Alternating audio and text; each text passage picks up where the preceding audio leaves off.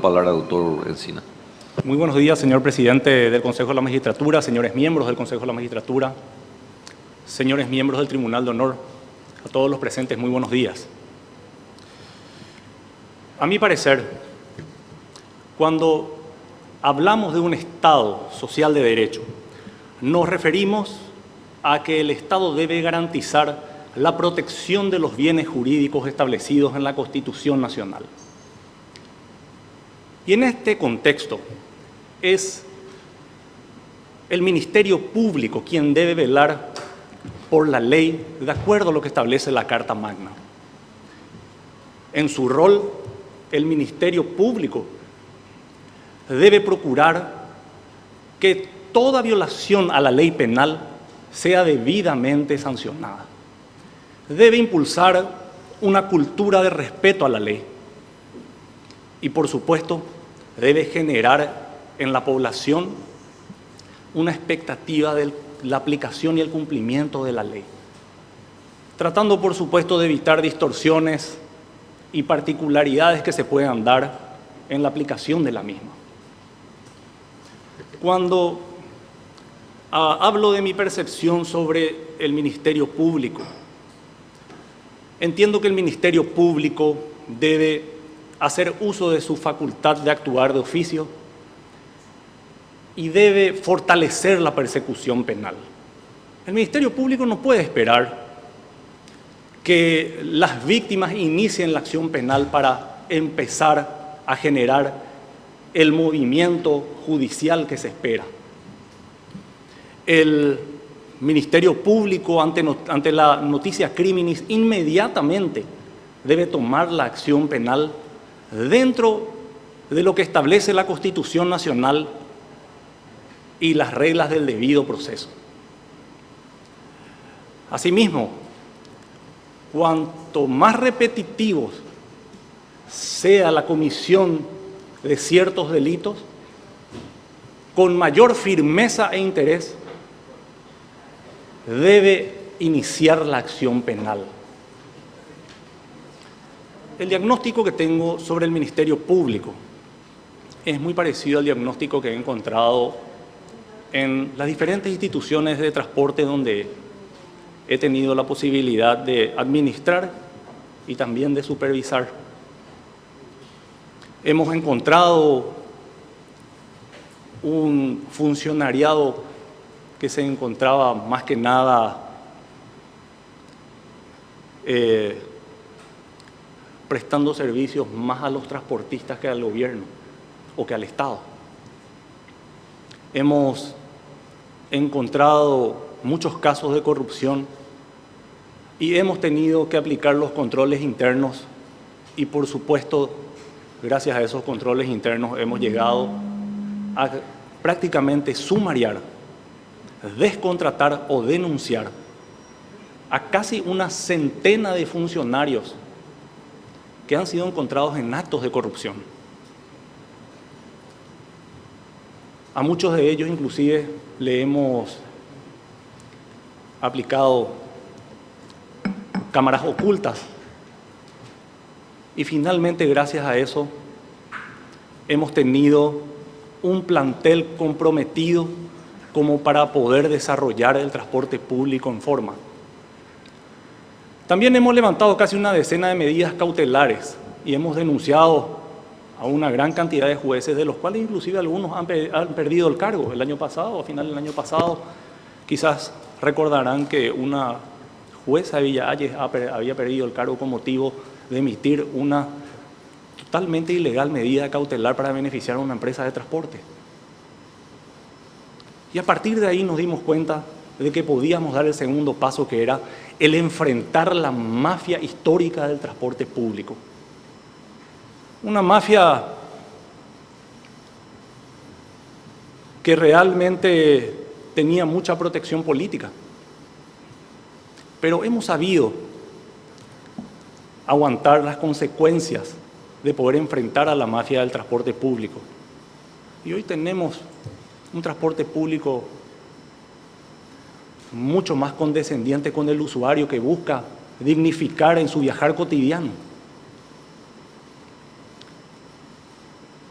En este contexto y con lo que tiene que ver con el Ministerio Público, quiero proponer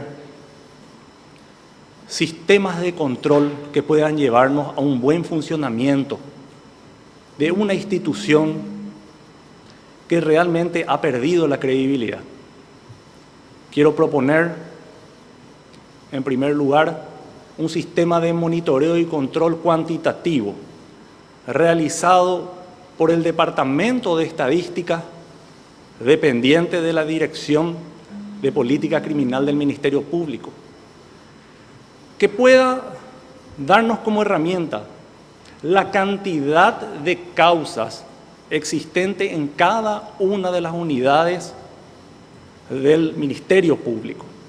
Y en base a eso las estadísticas para poder conocer de cada unidad cuántos pedidos de sobreseguimiento han solicitado, cuántos pedidos de condena, cuántos criterios de oportunidad han aplicado, procedimientos abreviados, suspensiones condicionales del procedimiento, desestimaciones de denuncias, para con ello poder nosotros aplicar las medidas correctivas a cada una de esas unidades. Y luego también un sistema de monitoreo y control cualitativo que dependerá de una auditoría realizada por la Dirección de Gestión y Control del Ministerio Público y que deberá tomar una cantidad determinada de causas de cada una de las unidades, auditarlas y poder comprobar si efectivamente esas unidades han velado por las garantías constitucionales y si han hecho caso omiso o no a los instructivos generales e instructivos específicos emanados por el mismo fiscal general del Estado.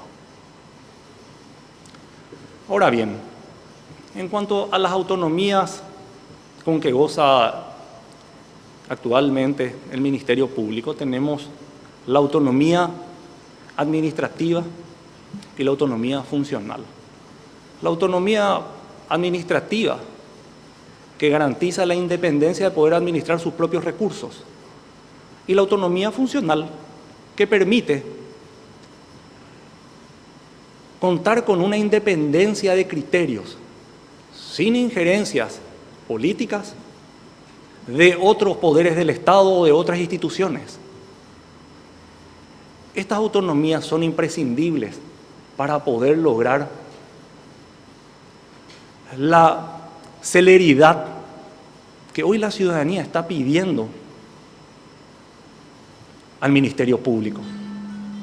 Esto es lo que nos va a garantizar de alguna manera que podamos realmente saber de que el Ministerio Público está garantizando inclusive las garantías de un debido proceso.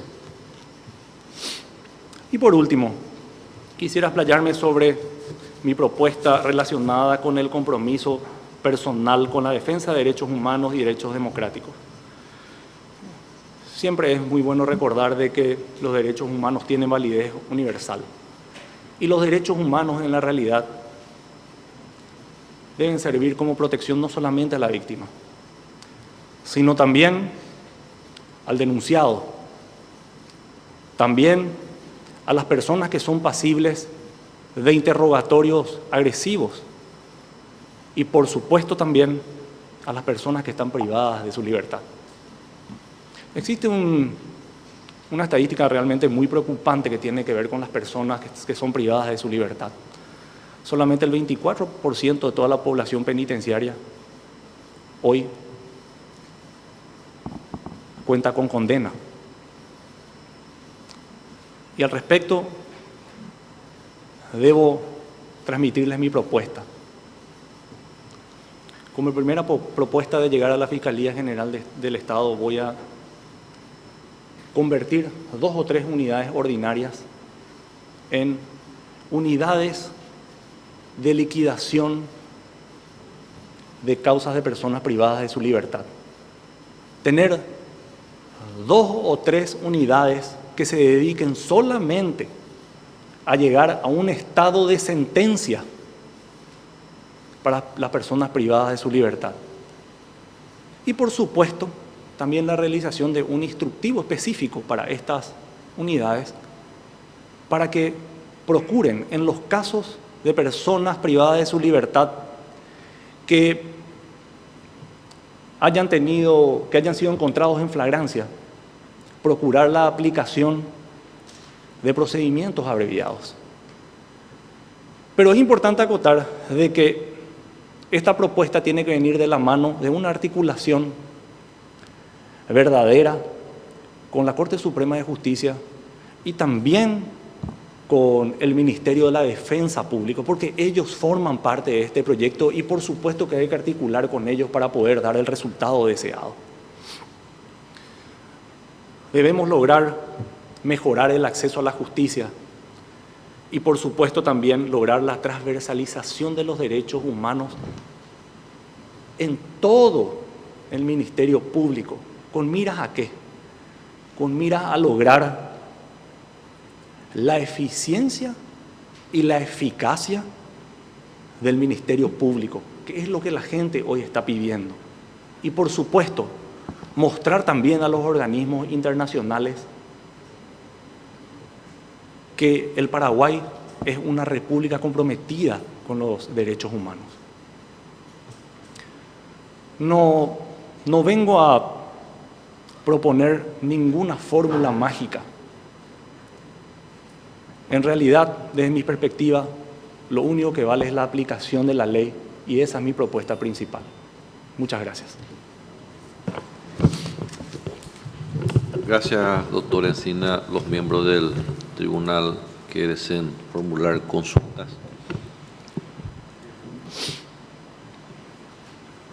Tiene la palabra el doctor Luis Fernando Sosa Centurión. Doctor Encina,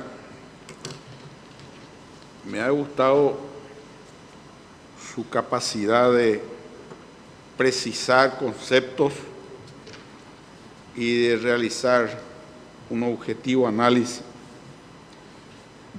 de su posición y las propuestas que ha anunciado. Encomiable, por cierto, y en ese orden,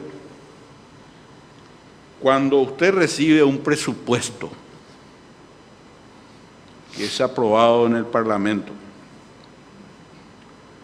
y ese presupuesto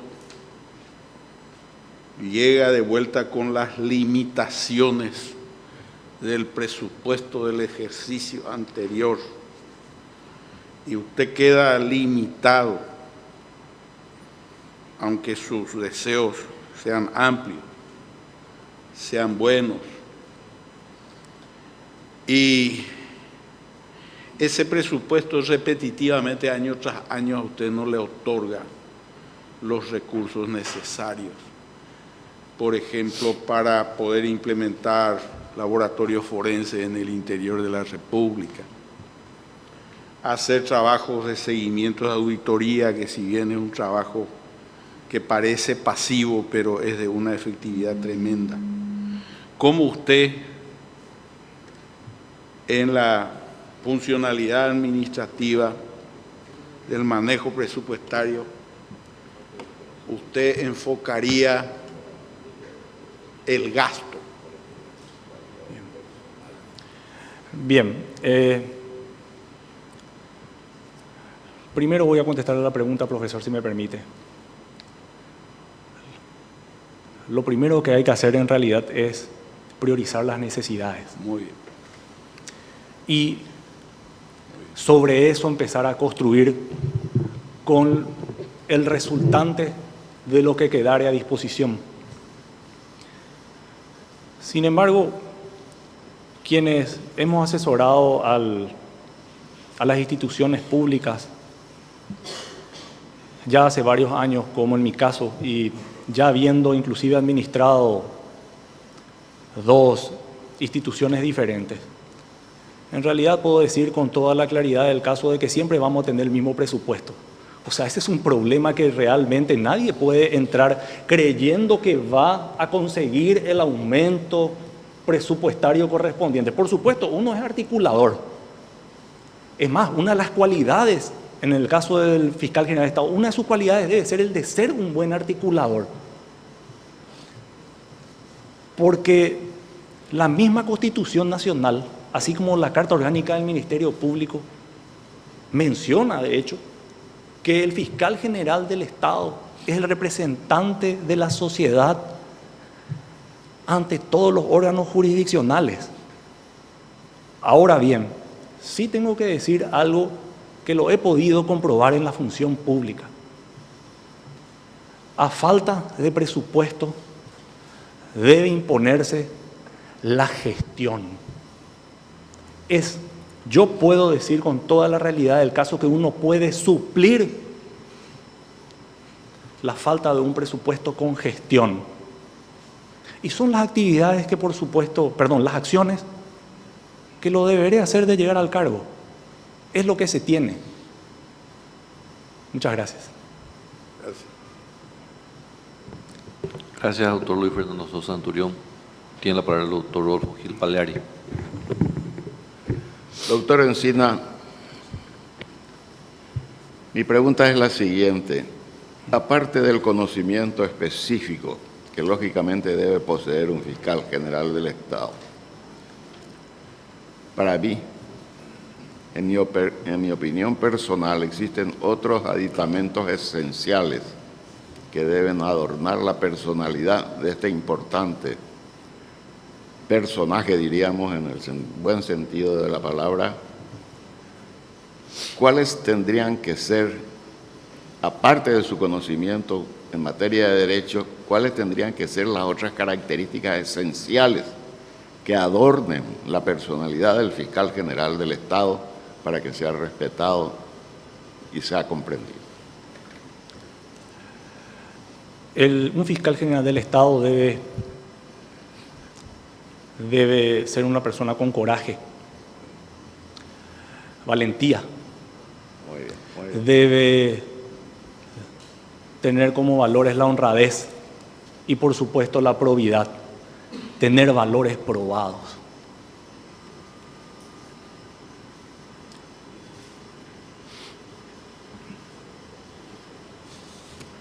Gracias. Tiene la palabra el doctor Damián Pérez Ascona.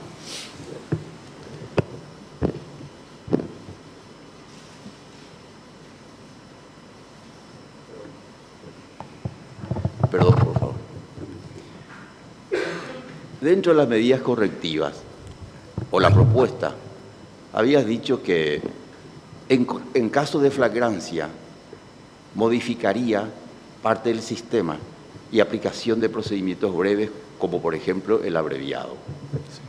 Acordémonos que esos institutos, como la suspensión del procedimiento, la aplicación de la oportunidad, en los dos incisos primeros, y el procedimiento abreviado, exige el consentimiento del imputado. Entonces, ¿cómo haría funcionar la aparente imposición de la Fiscalía, por ser esa la decisión tomada? ¿Cómo se haría compatible la libertad de aceptar y la imposición, si se puede decir de ese modo, de la Fiscalía para esa forma de finiquitar? Sí. Bueno, en la realidad, en ese sentido, en primer lugar, cuando hablé de eso, hablé sobre proponer.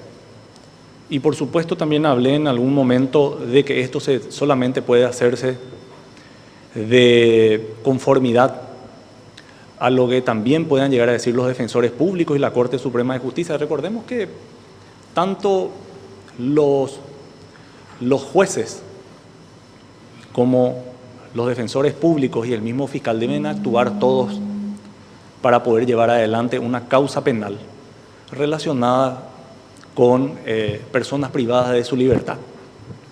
Y en ese sentido, había hablado de una propuesta. A ver, uno trata, por supuesto, desde Lo que hoy tiene como herramientas trata, por supuesto, de proponer salidas que conlleven a una mayor celeridad en la liquidación de causas de personas privadas de su libertad. En ese sentido, estas son propuestas.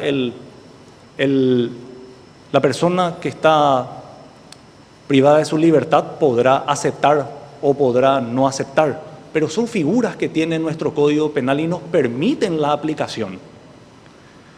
Yo personalmente no tengo ningún cuestionamiento en relación a lo que son las figuras que propone el Código Procesal Penal, sino todo lo contrario. Yo creo que esas deben ser aplicadas y me parecen herramientas válidas que tiene que tener en consideración la persona que va a ser juzgada, la persona que lleva adelante la investigación, el defensor público o el defensor privado. Son cuestiones que son importantes cuando se tiene una real impunidad como la que tenemos hoy en día y que es el mayor flagelo que tiene la República del Paraguay, y cuando lo que menos tenemos asimismo es una inmediatez, una celeridad judicial. Son nada más que propuestas, ¿verdad? En realidad uno no obliga en absoluto a las personas privadas de su libertad, y mucho menos a ninguno de los imputados, a que acepte o no acepte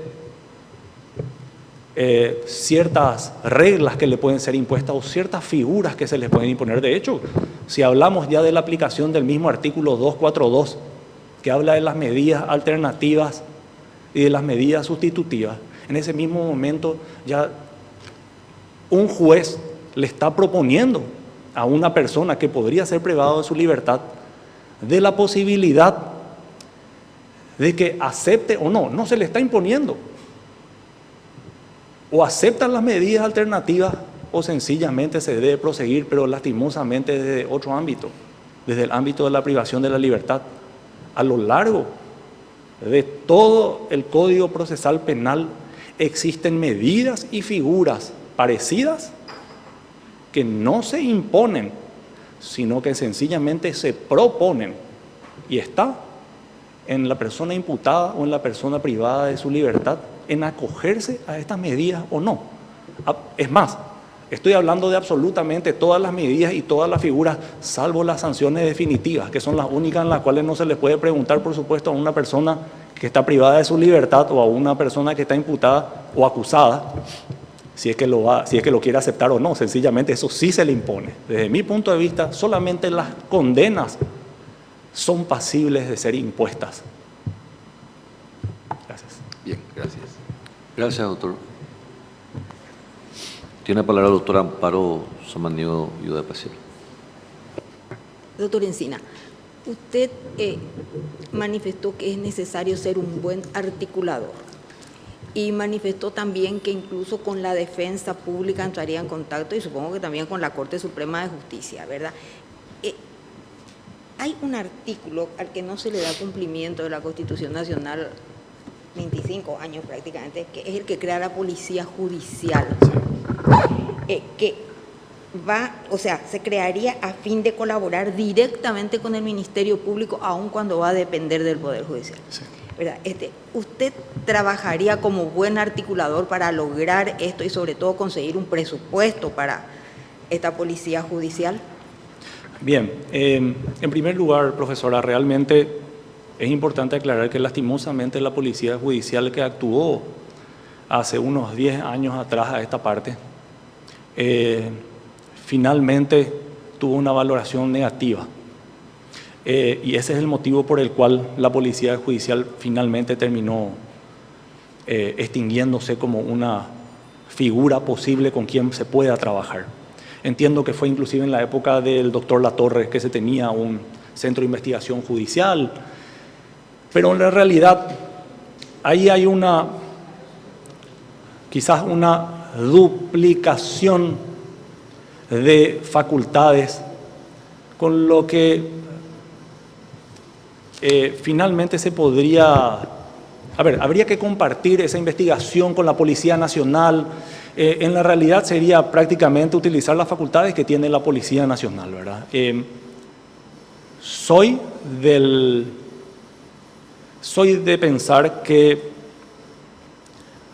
hay que dejar que la Policía Nacional cumpla su rol en forma y en todo caso que el Ministerio Público, el Fiscal General del Estado, sea un buen articulador con la Comandancia de la Policía Nacional y con el Ministro del Interior. De hecho, que en otros países se tiene ese mismo sistema. No hay duplicación de agentes con un poder de policía relativo que lleven adelante la investigación. Ese tipo de investigaciones la lleva la policía y la investigación de la causa en particular la lleva el Ministerio Público por su lado. La articulación en este caso, lo vuelvo a repetir, para poder aclarar mejor las ideas, se debería dar más que nada con el Ministerio del Interior y con el comandante de la Policía Nacional.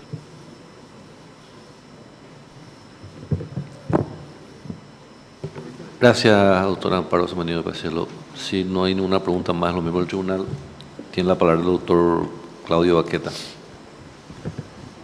Buen día, doctor Encina. Buen día, doctor. Bien sabemos que hoy en día nuestro país está sufriendo mucho con relación al crimen organizado, secuestro, narcotráfico y demás. En caso de ser designado fiscal general del Estado, ¿qué propuesta tiene para la ciudadanía para combatir esos crímenes? Bien, la propuesta que tengo para con la ciudadanía en realidad tiene que ver, ante la falta de presupuesto, con el fortalecimiento de las circunscripciones, de las delegaciones de circunscripciones fiscales, el fortalecimiento de las fiscalías adjuntas. Hay que racionalizar los recursos humanos y los materiales que se tengan aquí en Asunción, en área central, y fortalecer esas circunscripciones y esas fiscalías adjuntas para poder marcar una presencia efectiva en los lugares donde con más asiduidad se producen este tipo de delitos. Para que se pueda tener un poco más de visión en cuanto a lo que estoy diciendo, hay que recordar de que la mayoría de las fiscalías que están en las fronteras no cuentan con un agente fiscal de marcas, solamente Asunción y Ciudad del Este. Sin embargo, en el Chaco, de donde sabemos pasa mucho contrabando, o es de público conocimiento que al parecer pasa mucho contrabando, o en Encarnación, donde sabemos que tenemos problemas de marcas también parecidas a las que se tienen en Ciudad del Este, no se tiene una presencia fiscal. Como dije, ante la falta de presupuesto, lo único que nos queda es poder trabajar con lo que se tiene, racionalizar los recursos humanos, fortalecer las fiscalías adjuntas y con eso hacer frente al crimen organizado, al terrorismo, al contrabando y, por supuesto, también buscar como articulador, que es el fiscal general del Estado, de la cooperación internacional para la lucha de ese tipo de delitos. Y eso no es una propuesta, esto último no es una propuesta mía, está en el artículo 13 de la ley 1562 como una potestad, una facultad que tiene el fiscal general del Estado para hacer frente a ese tipo de flagelos. Gracias.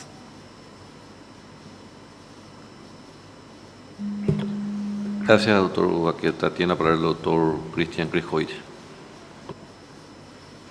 Doctor Encina, el artículo 2 de la Ley Orgánica del Ministerio Público establece que el Ministerio Público trabajará en coordinación, sobre todo con el Poder Judicial, pero también con las demás autoridades de la República. ¿Cómo llevaría usted adelante esas relaciones sin que esto afecte o digamos, determine cierta influencia de estos poderes con respecto al Ministerio Público, porque la percepción ciudadana es que el Ministerio Público, sobre todo en determinados casos, es sumiso a ese poder. Bien, en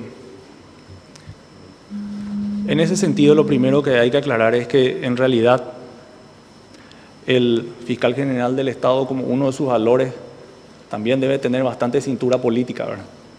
De hecho que las presiones políticas las hubo y las va a seguir habiendo, porque recordemos que el titular de la acción penal es precisamente el Ministerio Público. Ahora bien, por supuesto, uno debe trabajar de la mano con la Corte Suprema de Justicia.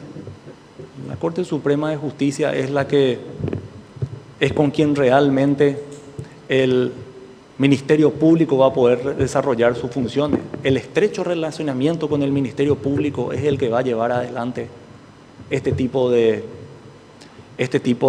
situaciones. Pero más que nada, yo cuando estoy hablando de la posibilidad de poder tener una presión política, en la realidad todos sabemos que la mayor presión política, más que venir de la Corte Suprema de Justicia, en realidad normalmente siempre suele venir de los políticos, del Poder Legislativo. Y en realidad, en lo único de lo que realmente se necesita desde lo que es la Fiscalía General de Estado es la parte de presupuesto en relación a lo que es el Poder Legislativo. Yo creo que un fiscal general del Estado que hace bien las cosas, que devuelve a la ciudadanía credibilidad y que muestra resultados, puede, en compañía de la ciudadanía y en compañía inclusive de los medios de prensa, poder lograr el presupuesto, porque está mostrando unos resultados hacia la lucha contra los delitos, contra el crimen, contra la corrupción, etc. Pero uno, como fiscal general de Estado, tiene que también saber ser lo suficientemente creativo para poder llevar adelante este tipo de cosas, porque no se van a dejar de tener presiones. Las presiones siempre se van a tener y uno va a tener que articular como mejor convenga a la institución sin tener que deber favores muy importantes a absolutamente ninguno de los políticos de la República del Paraguay. Y tengo una experiencia al respecto. Recordemos que en el transporte público existe una gran cantidad de políticos, senadores, diputados, intendentes municipales, concejales, que son empresarios o dueños de buses en diferentes empresas de transporte. Y entiendo que hoy en las calles se está viendo un transporte público mejor a pesar de las presiones. Son normales, hay que saber sobrellevarlas y hay que saber articularlas para tratar de dar algo mejor a la ciudadanía, porque la ciudadanía es la que requiere. Y finalmente, Dios y la patria se lo demandarán. Ellos han jurado ante Dios y la patria en cumplir con las leyes de la República. Otra pregunta, doctor. Tanto la Constitución como la ley orgánica le otorgan al Ministerio Público la atribución o facultad de promover acciones judiciales en defensa de la colectividad. Sí. Y da algunos casos, pero el espectro es bastante amplio. ¿Usted en qué casos ejercería esa acción? Porque estábamos hablando, en ningún caso nosotros hemos visto que se haya ejercido esa acción. Sí. ¿Y usted para qué utilizaría esa acción? Bien, en realidad eso tiene que ver mucho con lo que establece el artículo 38 de la Constitución Nacional, que nos habla de los intereses difusos. Yo lo utilizaría en lo que tiene que ver en la defensa con el medio ambiente, la defensa de los derechos de los consumidores y usuarios que forman parte de los intereses difusos. Porque ustedes sabrán que en lo que tiene que ver con las relaciones de consumo existe una delgada línea entre una falta administrativa y un grave delito patrimonial, que podría ser colectivo o podría ser particular.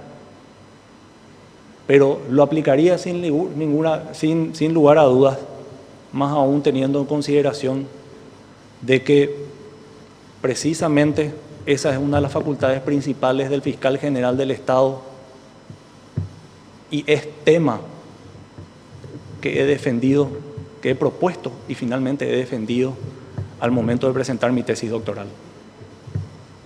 Y en cuanto a la ejecución del gasto público, doctor Agustín, ¿cree que el Ministerio Público es titular de la acción para ejercer la defensa del interés colectivo ante un exceso en el gasto público?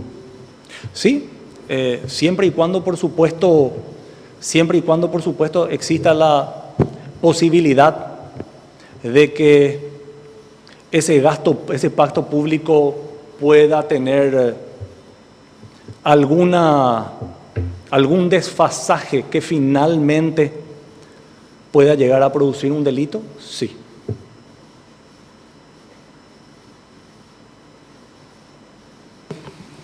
Gracias, doctor Cristian Crisboy. Tiene la palabra el doctor Carlos Raúl Carrera. Buenos días, doctor. Muy buenos días.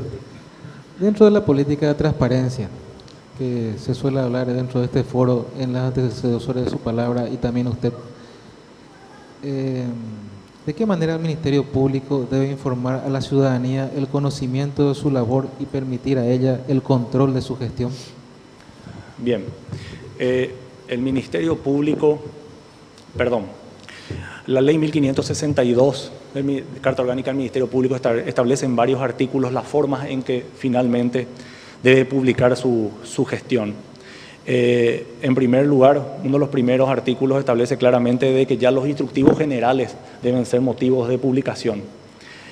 Y también he observado en otros artículos que el Ministerio Público de manera permanente debe hacer público a través de la comunicación social todas las labores que está llevando adelante. Y esto es fácil de ser acopiado teniendo en consideración de que de manera periódica los mismos fiscales deben presentar a los fiscales adjuntos todos los trabajos que han sido desarrollados en el marco de todas las causas que están llevando. Y lo principal es que el Ministerio Público debe hacer público, por supuesto, todas las acciones que ha realizado en forma anual al Poder Ejecutivo, al Poder Legislativo y al Poder Judicial. Son obligaciones que están establecidas en la Carta Orgánica del Ministerio Público y que dan un acto de publicidad a todas las labores que han sido desarrolladas a lo largo de un año por parte del Ministerio Público. Gracias, doctor Carrera. Tiene la palabra el doctor Adrián Salas Coronel. Muy buen día, doctor Buen día, Encina. buen día, doctor. Aprovecho también para saludar al querido profesor doctor Alejandro Encina Marín, su padre. Tradicionalmente sabemos de que son conocedores del sistema penal, tanto el sistema anterior, el sistema inquisitivo, digamos, y el sistema actual, el acusatorio. ¿Tiene alguna opinión con relación al sistema actual y eventualmente se necesita hacer algunos ajustes al sistema penal, tanto el Código Penal o procesal penal? Bien. En primer lugar, en realidad, creo que el mayor flagelo que podemos tener realmente hoy es la aplicación verdadera de todas las figuras que se encuentran estipulados en el Código Procesal Penal. Ahora bien, desde mi punto de vista personal, creo que si alguien me preguntara qué cambiaría de alguno de los códigos, realmente yo anularía totalmente la audiencia preliminar. Exactamente las mismas excepciones, los mismos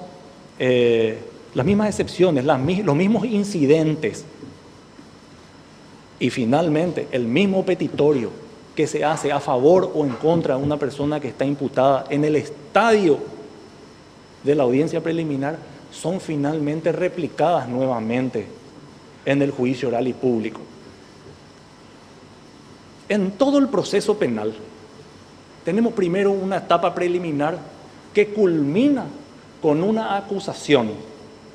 La acusación, para que se entienda perfectamente, es lo mismo que presentar unos alegatos finales en lo que es el procedimiento civil.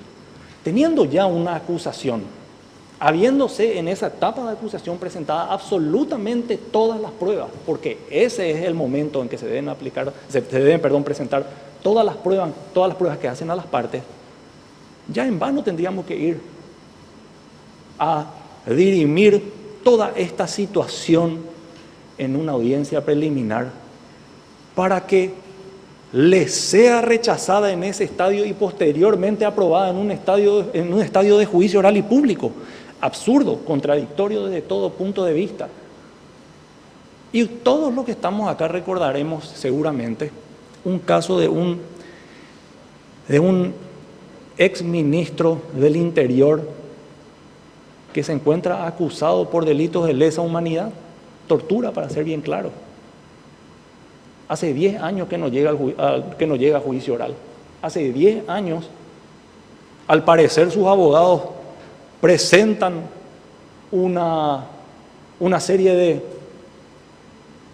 de chicanas, por llamarlo por su nombre, de tal manera a evitar llegar a juicio oral y público. Imagínense lo que estamos hablando. Se estipula claramente en cuanto a plazos que el término de toda la etapa preliminar es 6 meses, pudiendo ser prorrogado por otros 6.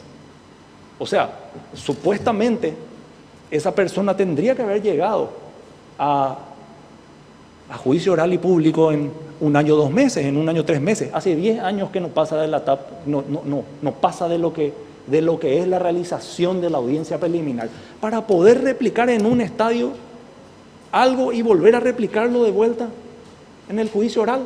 Entonces yo creo que prácticamente, si llegamos a juicio oral, vamos a tener otra vez otros 10 o 12 años de vuelta para poder llegar a la sentencia.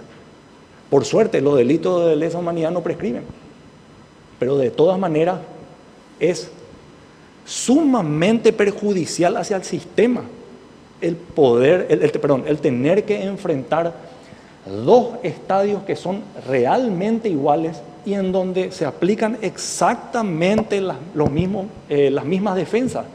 Se presentan pruebas, incidentes, se presentan excepciones, se solicitan sobreseimientos o se solicita la condena. Imagínense, y en un estadio te lo rechazan y en el siguiente estadio te lo aprueban. Totalmente contradictorio, ¿verdad? Esa es mi propuesta. Sí, la otra pregunta, doctor. Realmente no me quedó claro. Señalabas de que hace 10 años atrás aproximadamente funcionaba la Policía Judicial. Tengo entendido que era el CIJ, Centro de Investigación Judicial. Sí, señor. Y en realidad lo que la Constitución establece es que la ley podrá crear una policía judicial dependiente del Poder Judicial, Sí. a fin de colaborar directamente con el Ministerio Público. ¿Puedes aclarar Sí, esa figura? en realidad ya se tiene una policía convencional, que es la Policía Nacional, que ni siquiera trabaja en forma dependiente del Ministerio Público. ¿Para qué crear una nueva policía paralela que realmente finalmente va a tener exactamente las mismas funciones y que también tendría esa falta de dependencia finalmente, una vez más también por parte del Ministerio Público? Es como lo que tenemos realmente hoy, inclusive en la República del Paraguay, en lo que se refiere con Policía Nacional y Policía de Tránsito. Y finalmente, cuando le hablas a la Policía de Tránsito para que dirija, la Policía Nacional para que dirija el tránsito, te dicen, no, yo no soy Policía de Tránsito, yo soy Policía Nacional. Y finalmente, son 2 policías diferentes que en algunos casos cumplen las mismas funciones y en otras no. Y en este caso en particular del Ministerio Público, que ni siquiera son dependientes ni una ni la otra del Ministerio Público. O sea, prefiero que se termine trabajando con lo que hoy se tiene, más aún teniendo en consideración de que todos hemos encontrado como algo muy negativo la falta de un presupuesto. El crear una nueva policía implica tener que disponer de un nuevo presupuesto, estoy hablando en este caso de la Corte Suprema de Justicia, para que ellos terminen realizando una labor para otra institución. Gracias.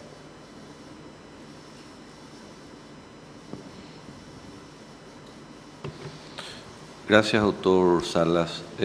Tengo unas preguntas, doctor del auditorio. Yo creo que la primera está respondida, igualmente la voy a formular. ¿Se encuentra dentro de sus propuestas impulsar alguna reforma en el Código de Procedimientos Penales? Y en el penal, es la parte que faltaría en todo caso. En caso afirmativo, ¿cuáles serían? Bueno, si vamos a la parte del Código Penal, lo único que sí creo que debería cambiarse es el marco penal de algunos hechos punibles. Resulta ser que no existe una proporcionalidad en diferentes hechos punibles que en realidad son, por ser realizables o cometidos a diferentes personas, presentan una desigualdad. Estamos hablando de voy a dar un ejemplo, ¿verdad?, que es el caso de la violación de una persona mayor y la violación de un menor.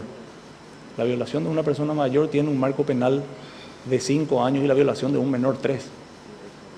Desde mi punto de vista hay una gran desproporcionalidad en ese sentido y debería o igualarse o medirse nuevamente conforme a las características que tenga cada uno de esos hechos punibles.